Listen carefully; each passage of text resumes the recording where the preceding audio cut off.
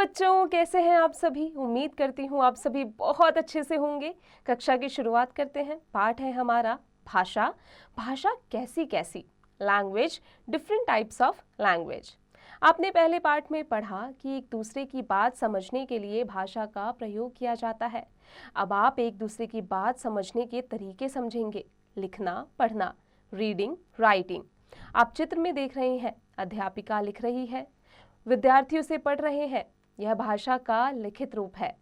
भाषा के इस रूप को लिखने वाला रूप भी कहते हैं बोलना, सुनना, यानी स्पीकिंग एंड लिसनिंग। आप चित्र में देख रहे हैं, नेताजी बोलकर अपनी बात कह रहे हैं, लोग सुनकर इनकी बात समझ रहे हैं। यह भाषा का मौखिक रूप है। इसे बोलना वाला रूप भी कहते हैं। इस प्रकार लिखना, पढ़ना, बोलना तथा सुनना भाषा के काम है। आपने देखा कि हम किस प्रकार अपने मन की बात दूसरों को समझाते हैं और दूसरे उसे समझते हैं। अब आ जाते हैं मुख्य बातें पर। भाषा मन की बात को एक दूसरे तक पहुंचाती है। बोलना और सुनना भाषा के मौखिक रूप हैं। लिखना तथा पढ़ना भाषा के लिखित रूप हैं। लिखना, पढ़ना, बोलना, सुनना भाषा के काम है।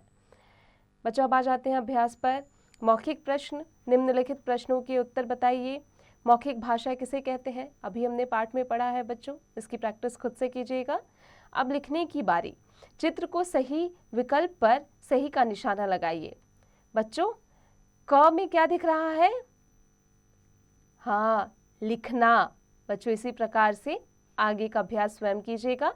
चित्र देखकर रिक्त स्थान में भाषा का रूप लिख लीजिए। सबसे पहला चित्र कौन सा है बच्चों? बताइए बच्चों, ये है लिखना यानी राइटिंग। बच्चों, अब आगे आते हैं। क्रियात्मक कार्य, दिए गए स्थान में भाषा के दिए रूपों के चित्र चिपकाइए। बच्चों, इसका अभ्यास स्वयं कीजिएगा। उम्मीद है आज की कक्षा में हमने जो भी पढ़ा आपको अच्छे से समझ में आ गया होगा।